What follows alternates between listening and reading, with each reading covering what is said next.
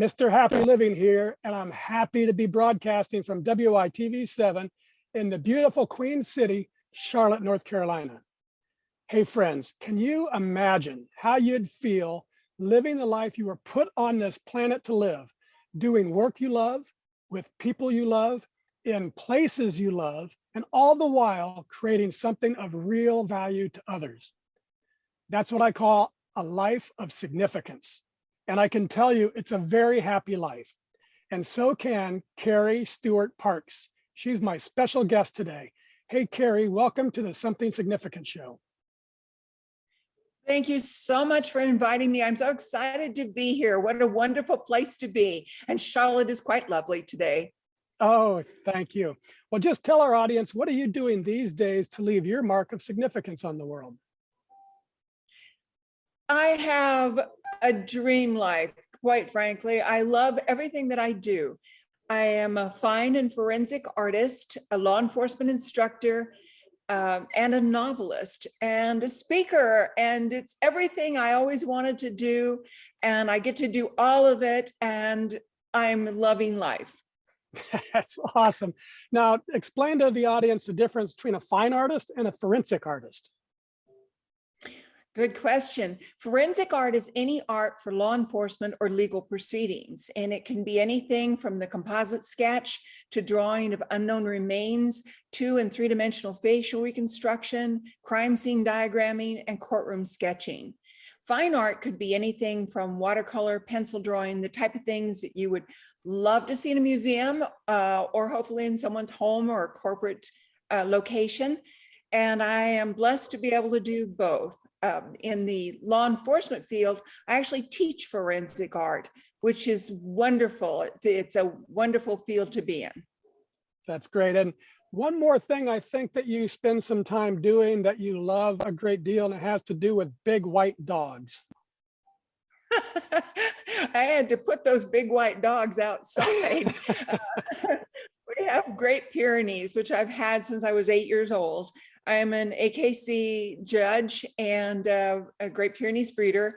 And unfortunately, we had to put them out. And this morning, there's a coyote in the orchard. So they've got all kinds of reasons to bark. I mean, they're always looking for reasons to bark. They love it when there's a dog on a Zoom meeting because that's a legal bark. They can bark at the dog on the screen. So we had to put them outside, and they're barking outside because of that coyote. Thank you, Carrie. Now let's let our audience get to know you through the mathematical equation of the happy formula. And you know the one: capacity plus purpose equals happy. So let's start with capacity. What are your practices for building your personal capacity, whether it's physical, mental, spiritual, financial, emotional? What do you do on a regular basis to create the capacity you need to take good care of yourself and your loved ones and still have plenty left over to give to others? Well, I have to start each day with Bible study or a devotional and prayer, because the Bible starts with, in the beginning, God. And so I figured, well, that's a good way to start the day. After that, I'm a consummate list maker. So I write long lists of all the things that I want to achieve for that day or for the next couple of days. Now, do I achieve them? Absolutely not. But I write them down so that I can remember them. And once they're out of my mind, I don't have to hold on to them and, okay, am I getting everything done that I need to get done? So I look at my schedule of what I need to get done for that day. Second, the next thing I do is whatever it is I'm working on. For example, right now I'm editing my current novel and getting the information for the next novel. So anything that I want that's important, I need to practice every day. So creating good habits, and it is a habit to write every day. I may not be creative every day. I may not think of anything particularly clever to say, but whatever it is, the next day I can go back and fix it, because if I'm particularly stupid this day, tomorrow maybe I'll be a little bit more profound. And I go back and reread what I've done. Then I look at what things I need to achieve as far as getting life going. Is it going to the grocery store? Or my blessed husband prepares most of the meals, so that always is wonderful. He just needs to tell me what he needs. And just working out my day a little bit at a time. always keeping in mind that because I'm freelance at both my writing and my art and my teaching, that financially, if money is coming in, it doesn't mean it's woohoo, time to spend that money. No. So a number of years ago, we became proponents of the Dave Ramsey, and we practice good financial fiscal responsibility. We pay our bills. We don't buy anything new as far as cars go and so on. So we make sure our bills are taken care of. Everything we own as far as big things, we have paid off, because that's a burden you don't want to have in front of you. And physically, what I have to watch for is living on a ranch. I live in my family's 685-acre ranch here in North Idaho, plus the dogs. That's a lot of physical activity to keep things up and keep the coyotes out of the orchard, and to keep lawns mowed and kennels cleaned and so on. So it's a very, very busy schedule, starting with God first, and then what do I need to get done? And then working it out for that particular day. That's great. And you mentioned, taking care of the little things. And when you get stuff off your plate, it actually makes you feel better, right? And that leads me to our next part of the discussion, which is one of my favorite capacity building concepts. It's called Kaizen. And it's this Japanese idea that small incremental improvements add up over time to yield great big results. It means there's always something you can do better tomorrow than you did today. And I love it because it keeps me moving forward, always some way, every single day. So the question, Carrie, is how do you Kaizen your personal capacity to continuously become more so you can continuously give more? Absolutely. And that's very important. One of the things I look for is opportunity to improve my craft of whatever it is. It might be to take an art class. It might be to respond to someone. It might be to teach something else, but look for opportunities. And then I also look for challenges. I don't set goals per se, because a goal is like a single thing. I set a challenge because a challenge means that it's a learning experience. So I may challenge myself, for example, to paint a painting of a geyser in Iceland. Am I going to achieve this great, wonderful watercolor painting? Maybe, maybe not. I've got to learn how to do it. There may be some lessons there. I may set a goal of, I want to create this massive character arc. That's my challenge. Am I going to be able to do it the first time? No. But unlike a goal where you either make it or you don't make it, with a challenge, there's opportunity to learn from that. And then as I'm learning from that, I think, okay, because I'm a teacher at heart, as was my parents, my brothers, my grandparents. As a teacher, what can I teach someone else so they don't make that same silly mistake that I just made? Is there a way I can make their life one step a little bit easier? They're still going to have plenty of challenges in their own life. But if I could maybe save them that one incredibly stupid thing that I have done, then I've learned from my challenge of the time. It's very good. Awesome. So let's dive into the second element of the happy formula. And it seems that major life transformations or discovery of purpose often come from devastation, addictions, disease, death, disaster. Some big crisis shakes a life. However, in my book, Turning Inspiration into Action, I share a transformational process that I've used to discover my purpose using inspiration. So how about you, Carrie? Was there a specific moment or event or crisis or inspiration that revealed to you the purpose you were meant to live? Actually, several. So I'll just pick one.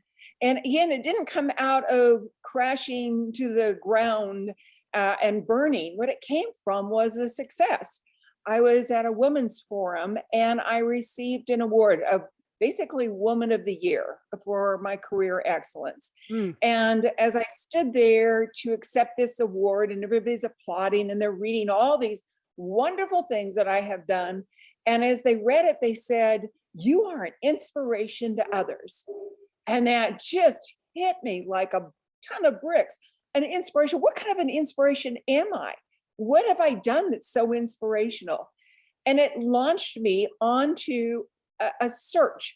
why would they say I was an inspiration? And Hmm. if I am an inspiration, am I the right kind of Hmm. inspiration?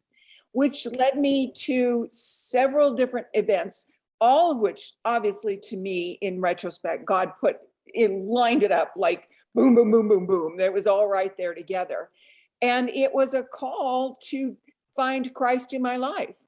And it was a call to search out the real meaning for where does inspiration come from and what kind of inspiration that is. So that was this huge awakening for me. And it led me to Christ. It led me to being born again, to just having a wonderful day by day living with Christ. Wow, you're giving me goosebumps. So I want to go back a little bit further, because before you won, did you win the award for your teaching of forensic art primarily? Yes. Okay, so Yes. walk us backwards in your story, because you didn't grow up knowing there was no forensic artists. You certainly didn't know what one was. And so tell the audience when you first actually did forensic art before you even knew you were doing it, and then how that launched you into a career as a forensic artist, and then a trainer, and then ultimately to receiving this award for creating the biggest forensic art training school in the world. And all of that could have only happened in your way, in your life, because of the connection. So give us a 2 or 3 minute story on how you got to that award. Oh, thank you. Yes, that was kind of a journey. I didn't know what I wanted to be when I grew up, which was kind of fine when you're a kid and even when you're a teenager, but when you're in your 30s, that's really a bad time to go, yeah, I wonder what I want to be when I grow up. And so over the years, it took me 22 years to get my bachelor's degree. And it's because I learned all of the things I didn't want to do, which is kind of the long way. Again, I look for ways to get people to get through this a little faster. And I eventually came to work for the North Idaho Regional Crime Lab. And it was because I was an artist and they needed an artist to go out on the crime scenes and to take the measurements and to prepare it for court. Well, I'd like to say I was this brilliant artist. It was so creative and I could solve crimes like Sherlock Holmes, and I was wonderful and I was all these things. But no, actually my dad was the director of the crime lab. And he said that I was the best artist he knew. But quite frankly, I was the only artist he knew. So he asked me if this would be something I would do. So I did it part-time. Eventually he said, would you like to go to the FBI Academy? And I said, well, doesn't everyone want to go to the FBI Academy? Of course, I'd like to go to the FBI Academy.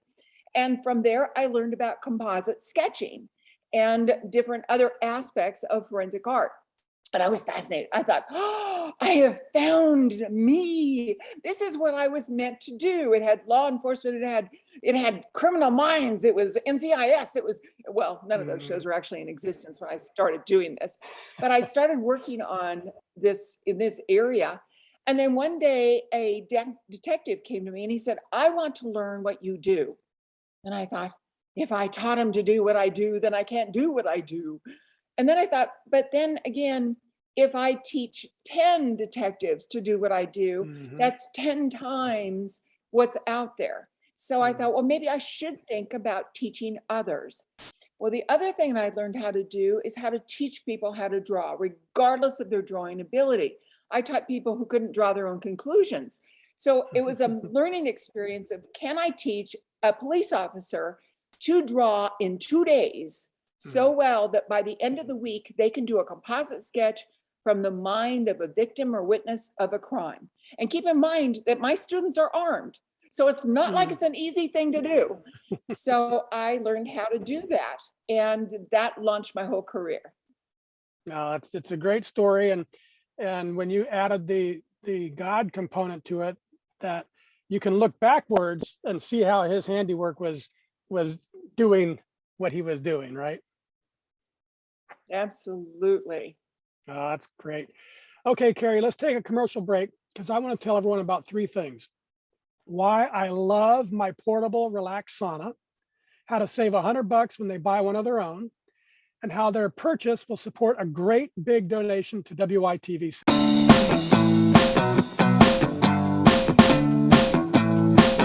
Mr. Happy Living here. I love good things made by good people. That's why I love my Relax sauna. I bask in its healing far infrared rays every morning. In just 20 minutes, I sweat as much as if I'd run 4 miles. But I'm not exhausted. Instead, I feel great. And I've boosted my metabolism, burned calories, sweated away toxins, and some body fat too. What a relaxing and healthy way to start a day. A study in Finland found people who regularly use saunas live longer and have fewer fatal heart problems. So get the benefits of a sauna in your home for your family too. It's surprisingly affordable, it's portable, and it fits nearly anywhere. Go to happyliving.com and select Partners in Happy to get $100 off any purchase of $1,000 or more. And I'll donate another $100 for every order placed during the entire month of December to WYTV7. So here's my idea for you. Get a relaxed sauna for yourself this holiday season and give another as a gift.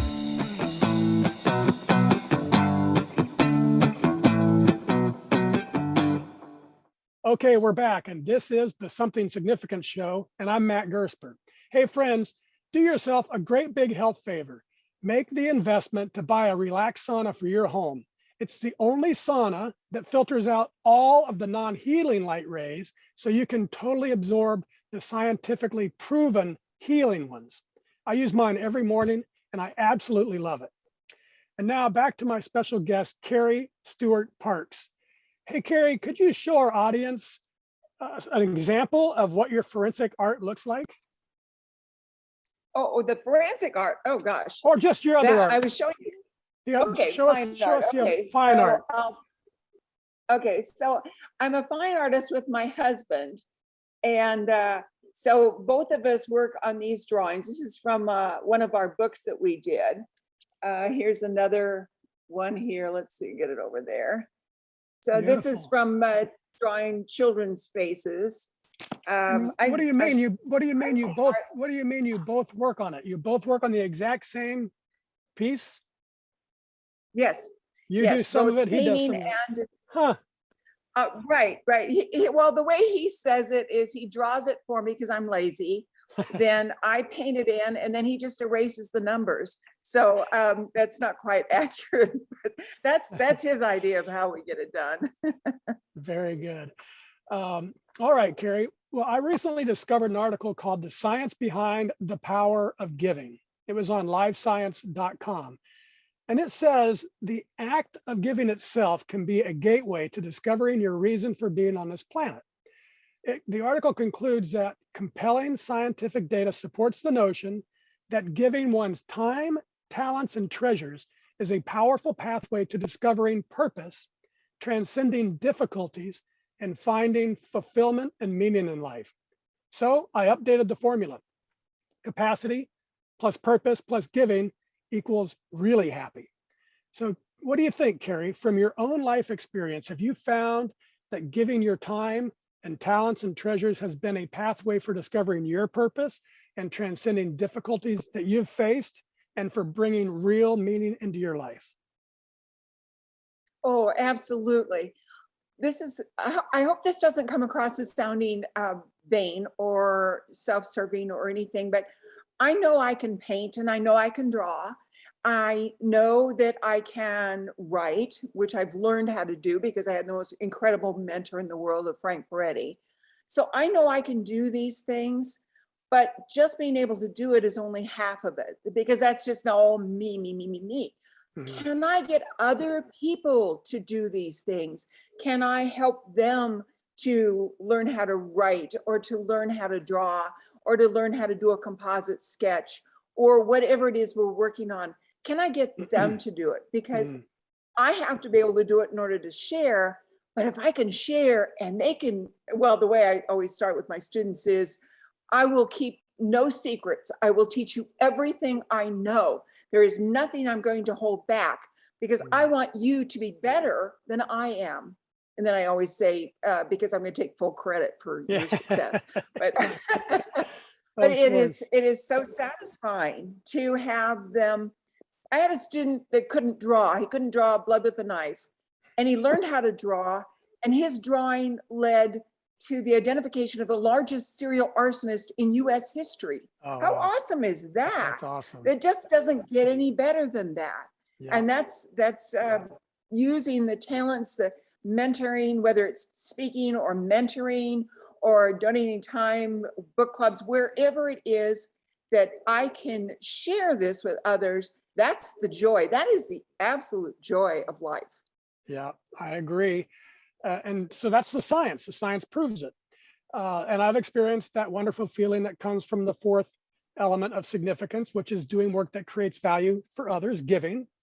I've experienced firsthand how the magic of life, as you say, comes from not from getting more, but from giving more. But it's more than that.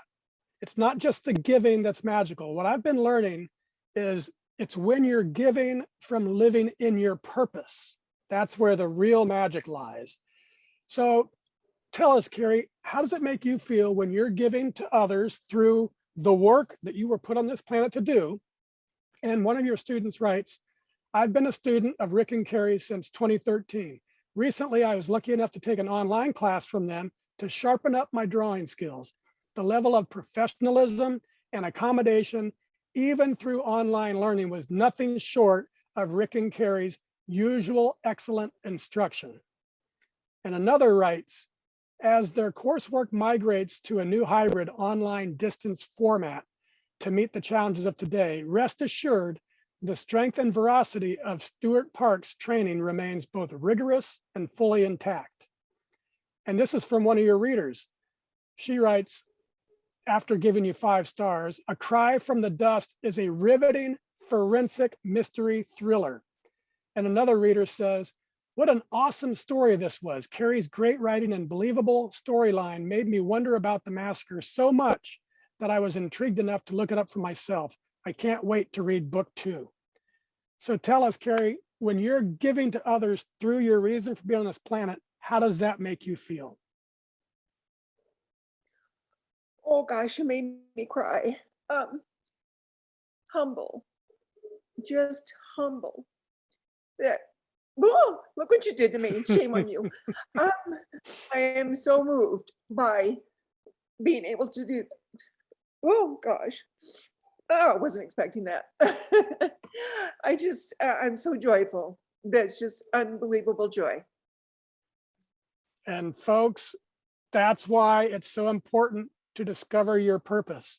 And here's what's going on. Purpose and giving make this great big happy circle.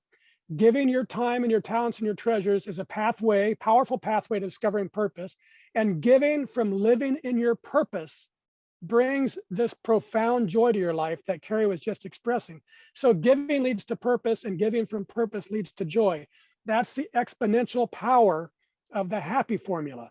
Capacity plus purpose plus giving equals happy to the third power. And that's really, truly, deeply happy. Does that sound about right to you, Carrie? Oh, I couldn't have put it any better. It absolutely is the formula. Oh, fantastic. Okay, let's wrap things up with the lightning round. I'll read a few of my very favorite quotes, and you respond telling us what it means to you. The very first thing that comes to your mind, Carrie, because this is called a lightning round. Okay. Okay. We'll see. From Thoreau, go confidently in the direction of your dreams, live the life you have imagined. Absolutely. Don't wait for somebody to tell you you need to do it. It's up to you. Take that first step. Know that Jesus is the author and finisher of your faith, and he will be with you all the way. Awesome. From a fellow artist, Michelangelo, the sculpture is already complete within the marble block before I start the work. It's already there. I just have to chisel away the superfluous material. Oh, that is so true. It's just erasing those numbers.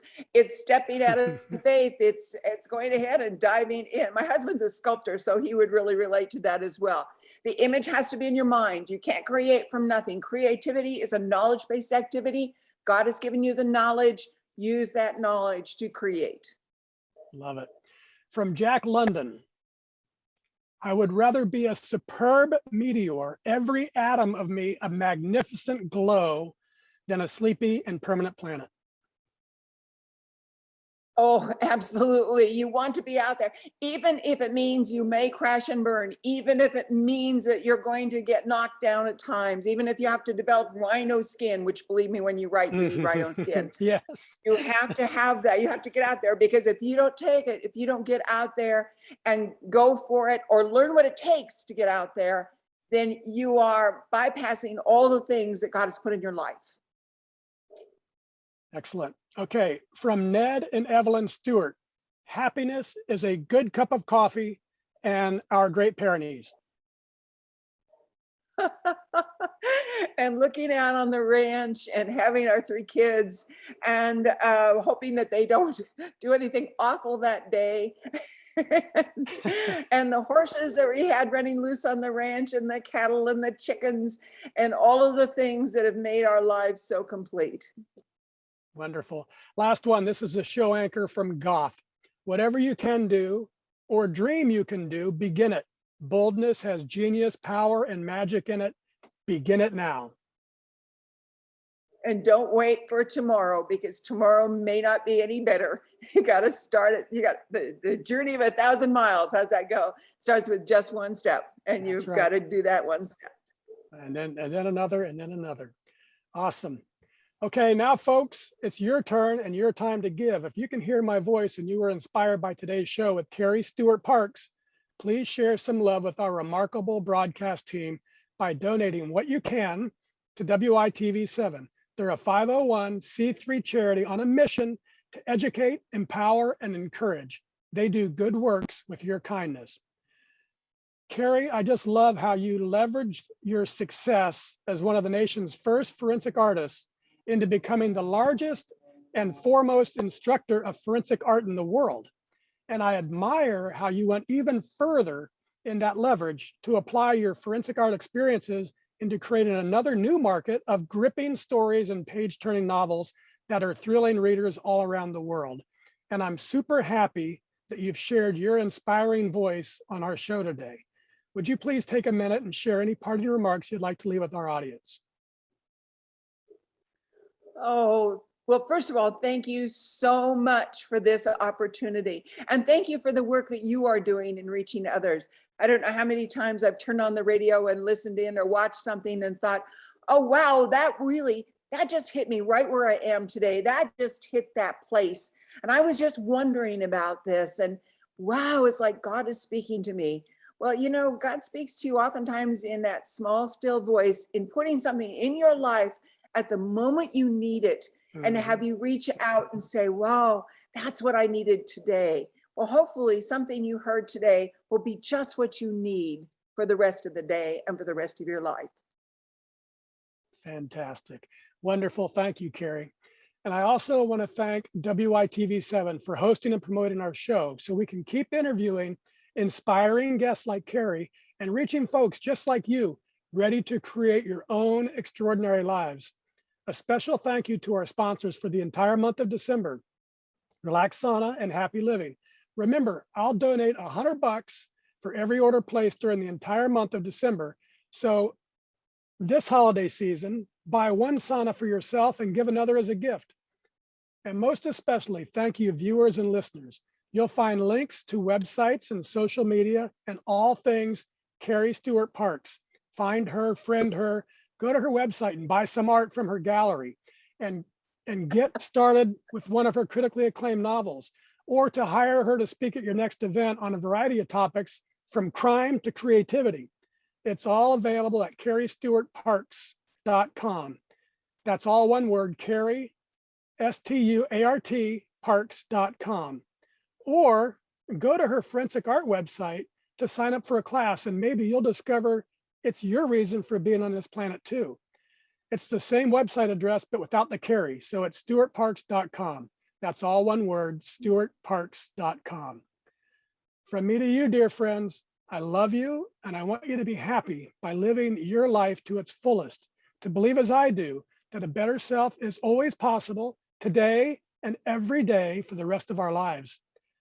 And I hope Carrie's got you motivated and feeling super confident and bold too, ready for action. ready to start discovering your unique and distinct reason for being on this planet, because that's where you're going to make your mark of significance on the world, and the world is ready to hear from you. Till next time, I'm Matt Gersper. You are awesome, and this is the Something Significant Show. And we're out.